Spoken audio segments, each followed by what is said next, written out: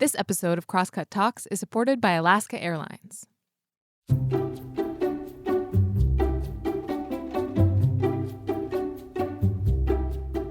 Hey, welcome to Crosscut Talks. I'm Mark Baumgarten, the managing editor at Crosscut. And today we're talking about the internet, the place the pandemic drove so much of our work and social lives. But today's conversation isn't about our collective retreat into the internet. It's about what we've lost to the internet in the last few decades and how that loss has changed us. Right up front, let me say, today's guest does not hate the internet. She sees her work as documenting recent history that younger generations of millennials and Gen Zers may barely remember, if they recall it at all. At the same time, older generation baby boomers spent most of their lives living this history. As a Gen Xer herself, Pamela Paul falls in the middle. There was no internet the first decades of her life, but, as is the case with just about everyone, the internet has become central to her life, including in 2022, where she is a New York Times opinion columnist and author of the book 100 Things We've Lost to the Internet. Not every loss in her book is something that has completely disappeared. Some have just changed radically. Talking with Pamela is Knut Berger, editor-at-large at Crosscut and host of Mossback's Northwest on KCTS 9. He is a baby boomer still taking notes by hand in a trusty reporter's notebook, but he'll also tell you that he's become quite attached to his laptop. I hope you enjoyed the conversation. If you have any feedback, please send it to talks@crosscut.com. Okay, on with the show.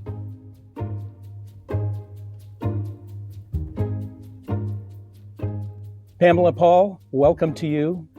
Thanks for joining us today. I'm happy to be here, even if it's on the internet and not in person. Yes, exactly. So one thing I wanted to ask you just at the start about your book is, do you have a beef with the internet? Does anybody not have at least one beef with the internet? I don't know. There are things that I love about the internet. I love the fact that it is now kind of holding up my very my increasingly feeble memory so that I can, Google anything and find out immediately the answer. Although I do think there are downsides to that.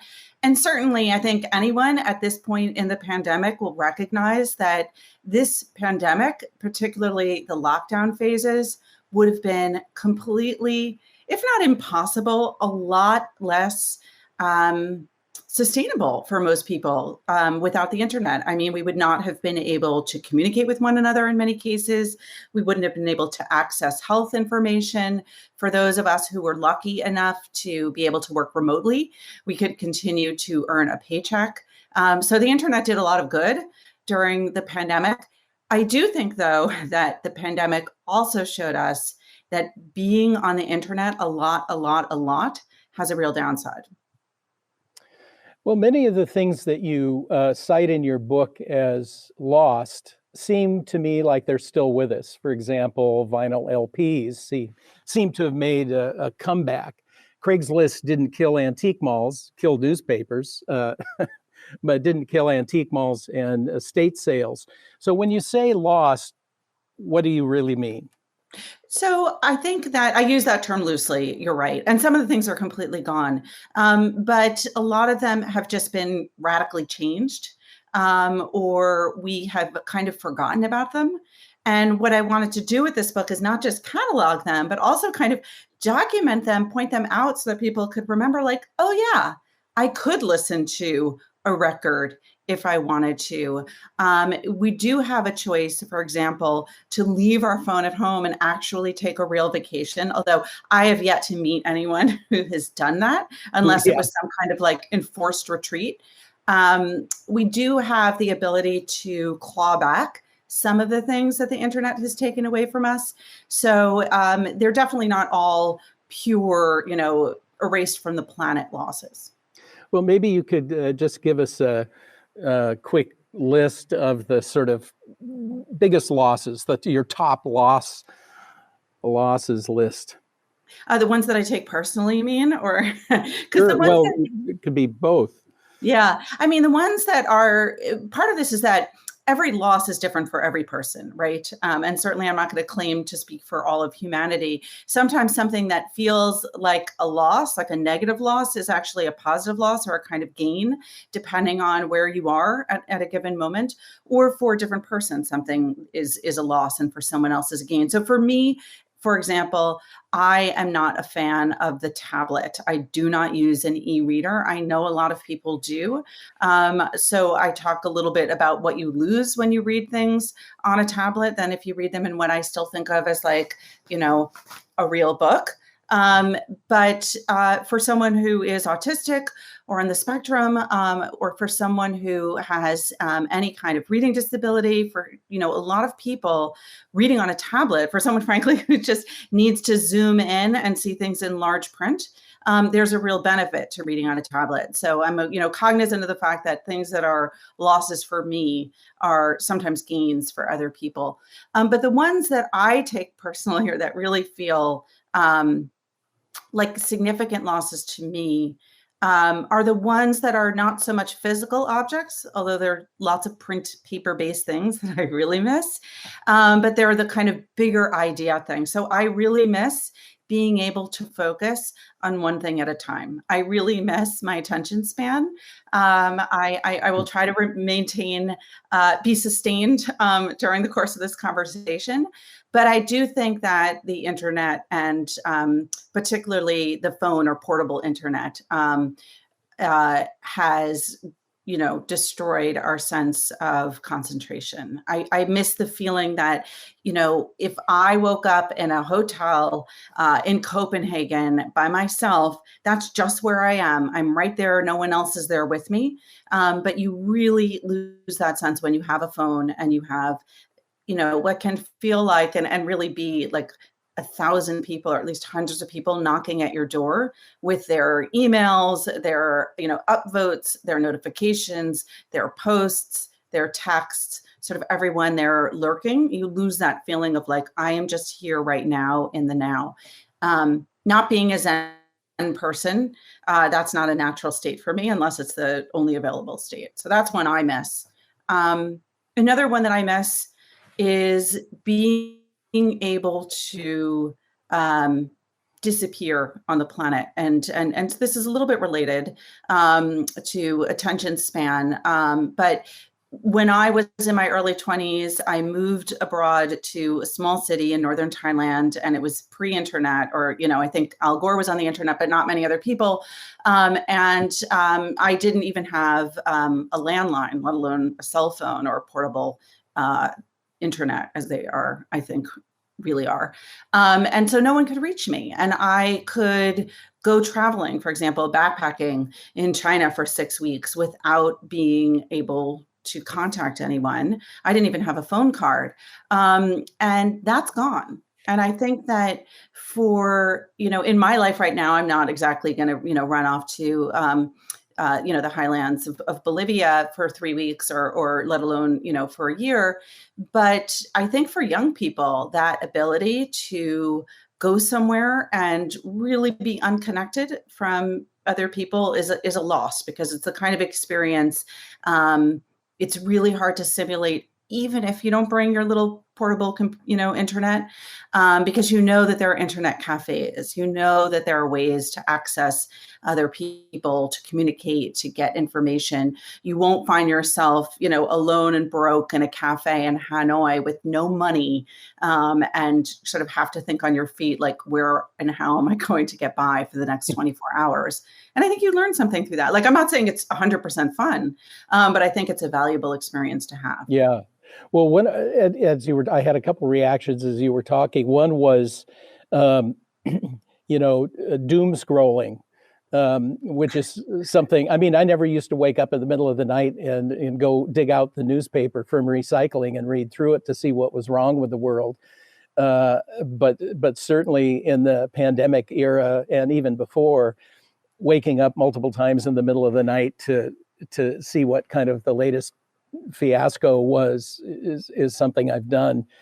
which is to your point about the changing the nature of the way we get information and the way we read and process stuff. I'm curious as to you identify in the book, I think, as a Gen Xer. Am I right? Yes. And I'm a baby boomer, and I have two millennial kids who are middle-aged now, and I'm wondering what you see. Are there differences between the generations in terms of what they've lost or the perceptions of what they've lost? Like, what does your generation, feel about these losses, and what about the millennials? Well, I'm Gen X, so I feel like we are just predisposed to feel the most sort of burnt by anything and the most depressed about it. But I do think that we are sort of situated at an interesting point. I mean, boomers too, but Gen Xers essentially, and again, we're talking like born between 1964 and 1978, technically speaking, and some people date it a little bit differently. But we all encountered the internet for the first time as young adults. So we came of age without it. We worked for a while without it, and then we had it. And we were there for Internet 1.0 and 2.0. And now I don't know where we are, 3.0 and beyond. And I think that experience certainly defines my way of looking at the internet, and that I know that it's possible to get by without it. I remember what it was like in the before times. I have appreciated the growth and what it's done all along. I think that for millennials, it's different in that most of them do remember the before times. Gen Z is a little bit different, but millennials remember the before times. They got through, in most cases, their adolescence without social media, and they're old enough to recognize and be grateful for that. And yet their young adulthood has been defined by the internet. And I think the digital generation, the digital natives, Gen Z, I think for them it's been incredibly difficult because all they can do, and in a way I thought, like, this is my little recent history book that I'm writing for them so that they know what it was like.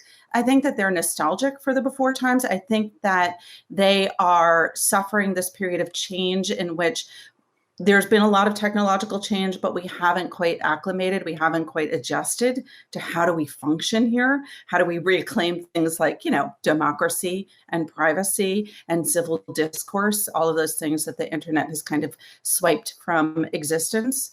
And I think boomers, I don't know, you tell me how you feel.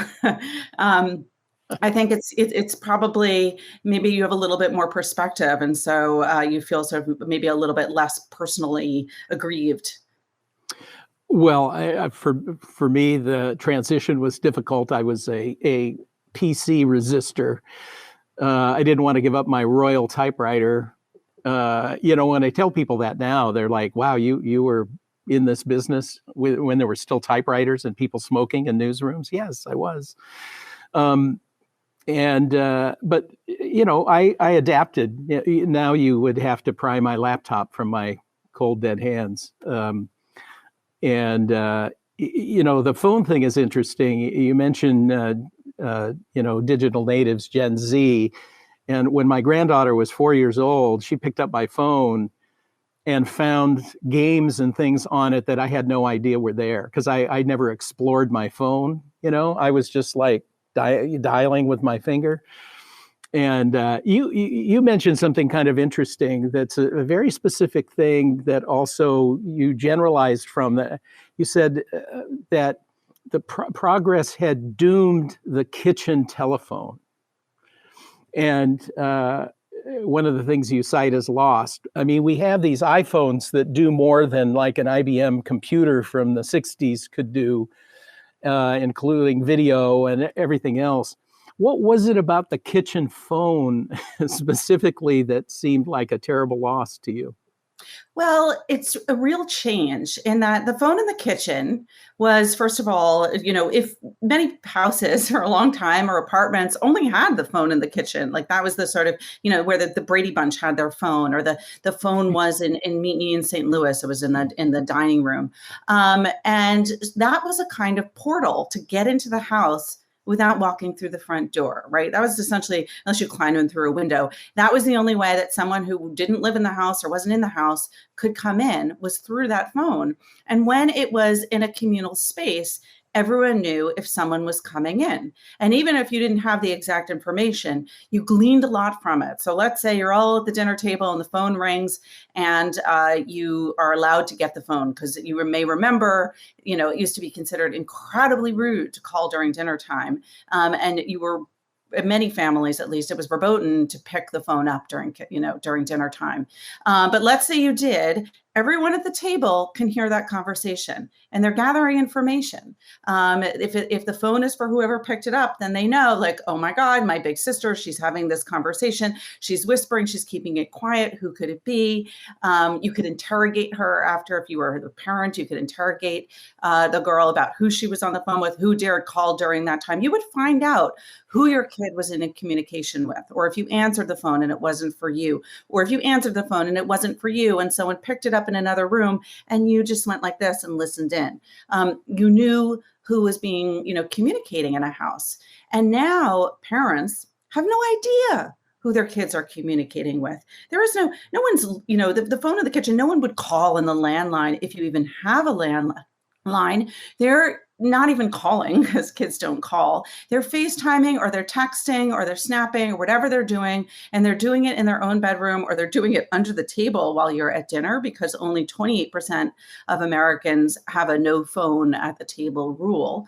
And so you're not privy to that. And what it does is kind of atomize the family or whoever it is that you're living together with, and that everyone is communicating with people outside the house without anyone in the house really knowing. And that's a huge change. If you just kind of sit on that idea and you remember, oh, this is how it used to be. It used to be that everybody was in each other's business all the time. Now everything happens behind, a screen, and the rest of the family doesn't have access to it.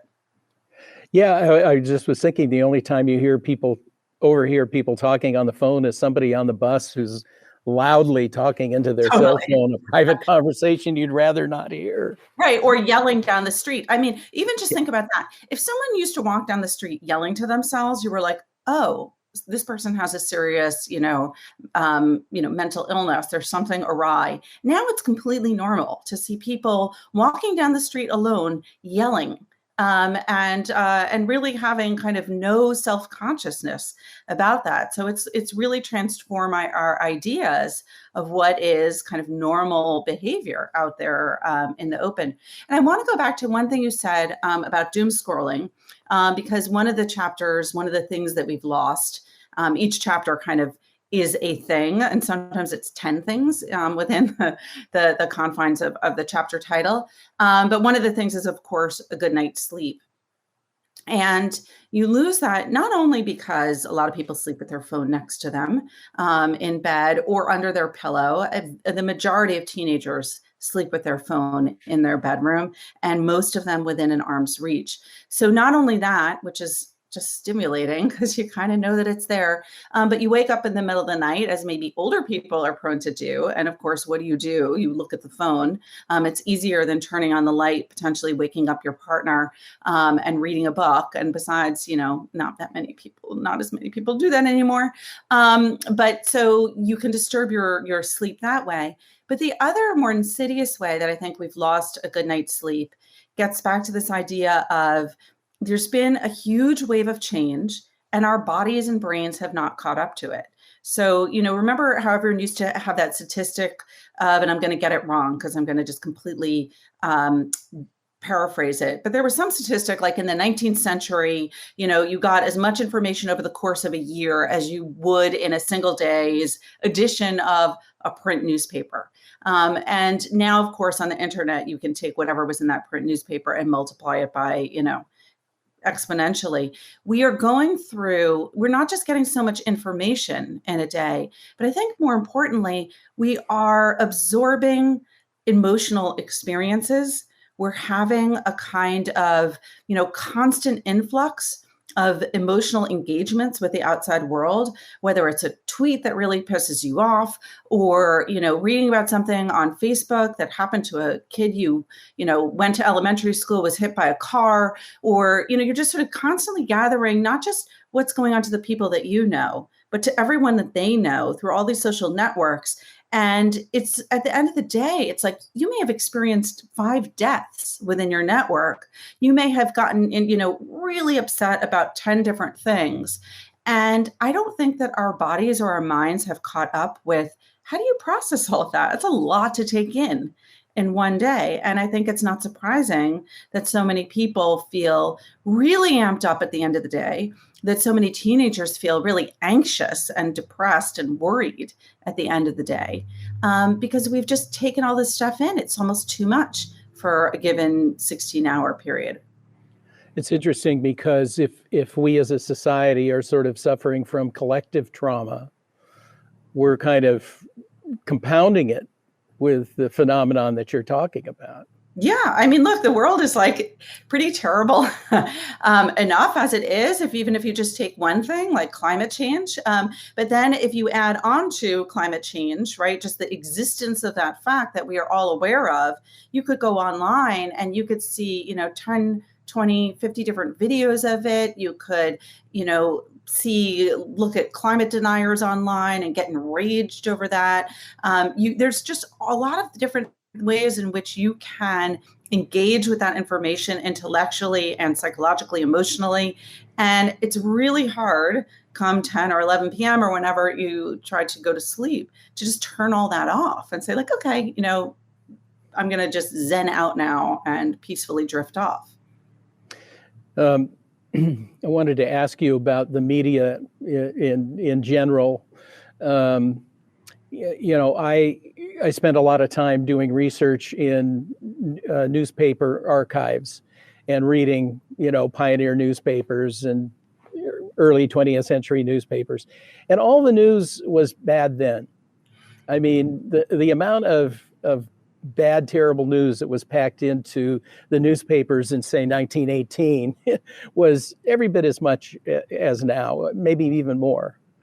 But somehow reading it in newsprint doesn't have the same effect, or I don't think had the same effect on people as what you're describing now.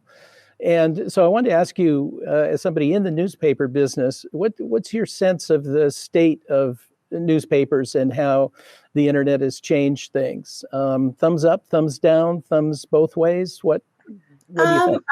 I think thumbs both ways. And I just want to expand on your point for one moment.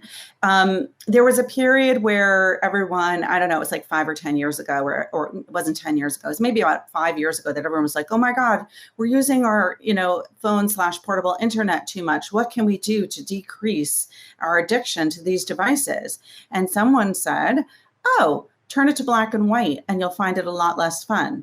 And so many people did. They turned it to black and white and they were like, this sucks. This is really boring. It was not as engaging. It was not as exciting. It was not as fun. It was so much less fun that I think that most people who did that experiment said, I don't care. I'd rather just go back to the fun, happy, full color world of my old, digital device than be less engaged with this black and white version. And I think that, again, emphasizes what you were talking about. It's when you have this, like, essentially it feels like a piece of candy of a technology, the iPhone I'm thinking of specifically, although I imagine it's true for an Android, it just makes everything that much more compelling. The news is not simple black and white text on a grayish, bit of poor recycled paper, but it is, or poor quality recycled paper. It is, fully colorful sound, video, graphics. I mean, we make the news really fun and engaging. And so I think, to then answer your question, that's for the good and for the bad, right? Because what is fun and engaging isn't necessarily the most important thing for you to know. And I could answer this question for like 10 hours, so I'll try to I'll try to stick to books for a moment. I think that there are positives to books, and I'll talk a little bit about those. So one thing that we were able to do at the New York Times is to add the ability to buy the book online through your local independent or through an online retailer. We weren't able to do a library function, although that'd be very cool, but you can easily go to another tab and do that. And that would have been a lot harder if you were just reading a print book review, for example. It's then, another step to get up, get in the car, go get the book, or even get up, go online, order the book, or go to the library. We are able to offer excerpts, first chapter excerpts, so that you could be reading a review of a book and then click over and read an excerpt again, something that you would not have been able to do if you were just reading that book review in print. So there are a lot of things that you can do with the news. And the other thing I want to say is that, print is a finite space. And we all the news that's fit to print, you can fit a lot beyond that when you're not sort of prescribed by the trim size of a broadsheet newspaper or a tabloid sized book review. So we are able to do a lot of things online with our books coverage that we just couldn't fit into the book review. So it really expands your idea. And then when you add things like audio and video, being able to create an audio version of any news story is huge for people who, have or are blind or have difficulty reading. It's good for people on the go. So I think that there are a lot of pluses, and I'm just going to stick with the pluses so that people know that I'm not an entirely depressing anti-internet person. Yeah, well, I think folks reading your book wouldn't really get that impression because there's a lot of nuance and humor. But on that same topic, there's a recent piece in The Atlantic which Jonathan Haidt. Yes, exactly. Okay. And I just had to preempt you because, yeah. Yeah, no, I want to get your response to that because essentially he makes the case that our democracy is threatened in part by this shift in social media from the early 2000s, and he pegs it to I think about 2011 to 2015, and it sort of tracks the sort of insidious nature of liking and sharing on Twitter and Facebook, which essentially turned informed tweets and Facebook posts to amygdala pounding, hitting your fear and turned it into sort of performance art to get the most clicks. That virality, if that's a word, really has had some bad consequences. And I'm wondering what you think about the sort of threat to virality and the role social media may have played in that. So two things. One is I absolutely agree with everything that Jonathan Haidt said in that piece. I think maybe where I differ most is in terms of thinking about what potentially could be solution. Although I agree with some of his solutions, I think maybe they don't all go far enough. And it's interesting when I was thinking about this book and conceiving it. A lot of it came from a real serious intellectual and emotional response to the internet and what it hath wrought upon all of us and our world, and me kind of shaking my old man fist at the sky and saying, just being incredibly angry and upset over it. And what I decided to do was I wasn't going to write that book because many people have written that book, and Jonathan Haidt's piece in The Atlantic is being turned into a book. And I think there were a lot of people kind of doing that. And I thought, okay, I'm going to go back from the anger and what does this mean for the future? And I'm going to rewind and then look at what it was that we had before in this book and kind of stay there and sort of try to remember, because one of the good/insidious things about the internet is that it's very quickly habit forming. And so we sort of we've forgotten a lot of this pre-internet stuff. And I almost just wanted to dredge it up to be like, wait a minute, remember this stuff? Like, remember typewriters?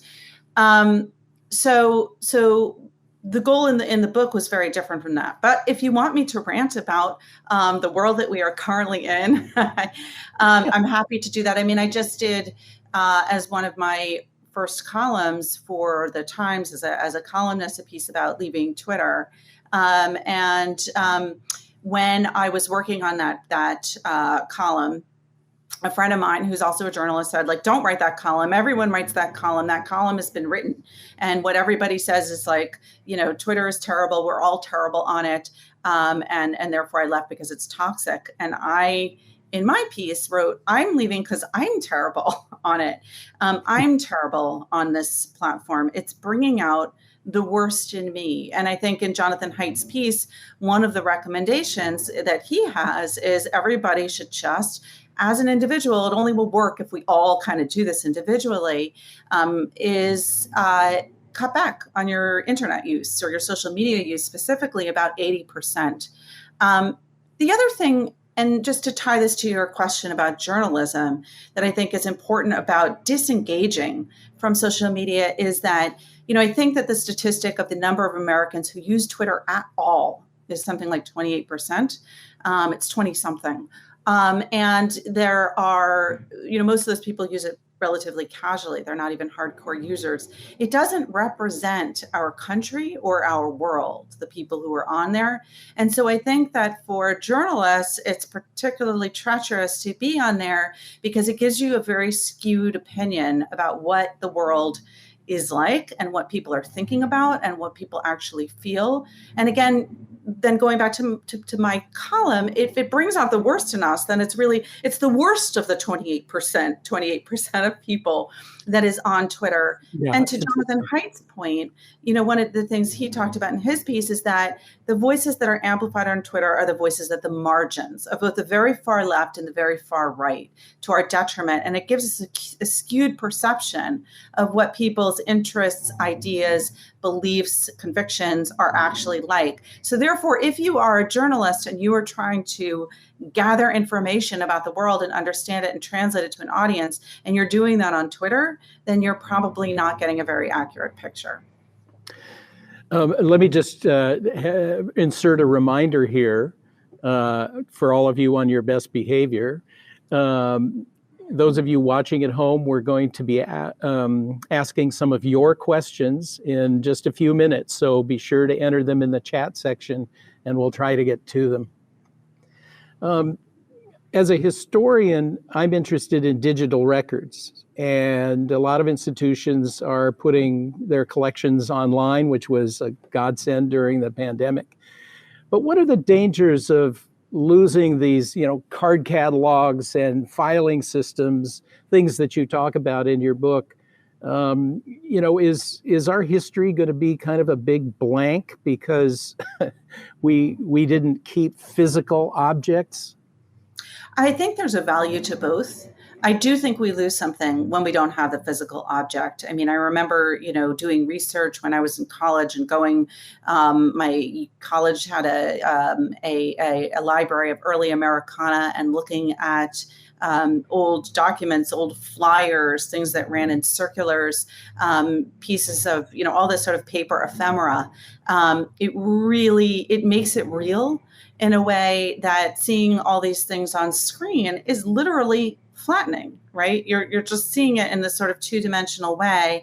You don't have that same visual, tactile, sensory experience when you don't have the physical object. And I think for many people, when you talk about different ways of learning and different kinds of intelligence, all of us recognize that some of us are kinetic learners. Some of us need to kind of feel, move, be active, be in a space with something. So many of us are visual learners. We're tactile learners. We need to feel something. We all know this by the direction that museums are going in, which is interactive, like having us be sort of fully experiential. And so we are taking that away, though, simultaneously from these objects from our history, in that, just to see them on the screen, that's not interactive. I mean, we call things online interactive, but it's not interactive in the sort of real human sense of interactive. I do think we lose something. And I think, too, many of us, again, in terms of our memories, the way that we operate in space, we see things And we remember them sort of by where they were, right? When you lose your keys, you're like, wait a minute, I remember seeing it out of this corner of my eye, or I remember it was next to this other something brown. And when you don't have a card catalog or a file cabinet or a bookshelf full of stuff like you have behind me, you lose that sort of sense of the geography of where things are. Okay, we have just like 30 seconds before we go to audience questions. And can you name one or two things quickly that we've lost that you say good riddance to? Oh gosh, good riddance. I'm in a negative space. You got me to like a dark place where I can only remember things. I'll say good riddance to the emergency breakthrough phone call, which will fly over the head of many people here probably, because you have to be like in a very specific demographic space to have experienced it. But that was something where you could call the operator up and have them jump into a conversation where you were getting a busy signal and say it's an emergency, so-and-so wants to talk to you. This was intended for things like roadside accidents, where someone is desperately trying to get in touch with their mother to let them know their car is totaled. But it was often used among high school girls, at least, to manipulate one another and to interrupt each other's conversations. And it was just one of the ways in which girls tortured one another, which, they now can do through TikTok. Okay. We'll be back with more after this message. Dreaming of a long-awaited vacation? Take your travels to the next level with Alaska Airlines. They're committed to providing a higher standard of safety and cleanliness throughout your journey. From mask requirements and touch-free options to HEPA filters on board and fresh air every 2 to 3 minutes. Plus, their award-winning loyalty program, Mileage Plan, makes it easy to earn and redeem miles wherever you go, including destinations worldwide, thanks to their One World Alliance membership. If you're ready to land a low fare, next-level care, and the best experience in the air, book now at alaskaair.com. So we have some questions. One comes on the heels of our generational thing. This is from Jack. The book feels pretty generational. I'm 22 and my life seems fine to me. Are these just losses for older people? Maybe when you get older, Jack, you will recognize some of them as losses. No, look, they might. I think that they are losses no matter what. They could be good, positive losses or negative losses, but they are certainly things that you no longer have. I can't speak to every single thing, so I don't know enough about you or about, which things would affect you. But I do think that there is a lot of nostalgia among digital natives for things that they never had. I mean, to your point about vinyl records, like you go into any Urban Outfitter or like Teenage Store now, and they're selling portable record players because there's this urge to kind of like, okay, we've been through the insane amount of choice on Spotify, but there's something super cool about having an old time record. Or there are apps that now simulate the need to wait for photos to develop and not to be able to tweak them digitally, that get back to what we all had to do, which was to like drop your photos off at a photo development shop and wait for a week for the pictures to come back. So I do think that there is some amount of nostalgia among your generation, but look, if you're happy, and you don't miss any of these things, great. Then this is like reading about the old timey times of Little House on the Prairie for you and thinking like, thank God I don't have to go plow the potato field. This is a question from Tom. Do you think people in different places, like rural versus urban, first world versus third world, experience these losses differently? What about people who feel lost because they don't have access to the internet like others? I definitely think that people experience it differently. And, that's one of the reasons why in the beginning of the book, I sort of remind people like, hey, this is who I am. This is the way I see it. But I did try to, in my mind, kind of say, well, what if you looked at it this way? What if you looked at it this way? So that even from my own perspective, I could recognize that some of these things are losses at one given moment or in one situation in my life. And then at another point really might be a kind of a loss that's actually more like a gain, again, depending on the situation you're in. So for example, if, you're never the only one on the internet, right? And that could be positive. Like you're never the only one to have a child with a rare genetic disorder, because you can find other parents in that same situation online, and you can go to chat rooms and you can access medical information. You could see a fundraising group and I'm not the only one. Well, before the internet, you would have felt like the only one probably, especially if you were in a rural area, if you didn't, have direct access to other people with that same, we're going through that same experience. So that can be very positive. And then it can also have a negative side, right? Because if you think like, wow, and now I'm going to be a little bit superficial here, but like I have the best collection of miniature glass figurines from turn of the century Venice or whatever it is. And you're like, look at my cool collection. You post it online or you Google and you go onto any website and you find, no, my collection is measly. There are many people who have far better collections than I do. Theirs are worth much more money. I thought I was so unique with this little interesting, hobby, but actually I'm not the only one, and I'm not even pretty good at, not even particularly good at it. So I do think it depends. In terms of access, I think that, in this country, at least, access is obviously improved enormously. I think it obviously is different, in different places around the world.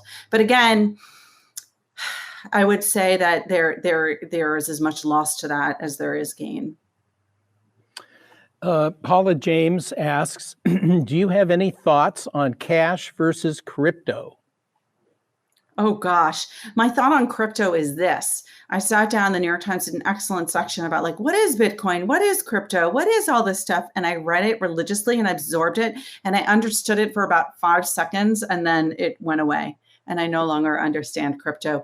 I do have a strong feeling against using online paid apps like Venmo or Zelle, because I find that my attitude generally is, unless the current system that I'm using is not functioning for me, there really is no reason to upgrade.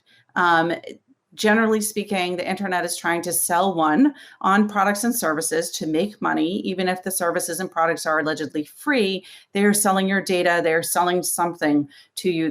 You are the product, whatever it might be. And I find that using cash and credit cards kind of is enough for me. So there's your answer. Your very non-financial, unsophisticated answer on crypto. Okay, well, this will probably be our last question. We have just a couple minutes. But Nancy wants to know, did the process of writing the book change your mind about any of the assumptions you had when you started? One of the interesting things about writing this book is that I conceived of it and began it before the pandemic. And then we were all under lockdown. And I would say that really caused a shift in my thinking. At the beginning, I thought, oh no, we're all so dependent on the internet. No one is going to want to read about like what life was like before the internet, because that's all we are right now. And we're really grateful to it.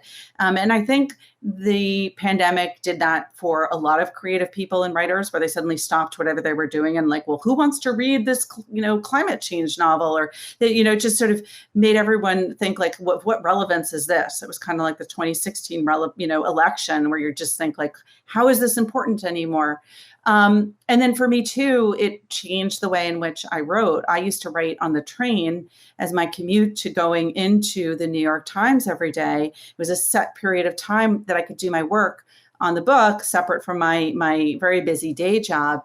And then of course I wasn't commuting anymore. So it just completely upended the way in which I was writing.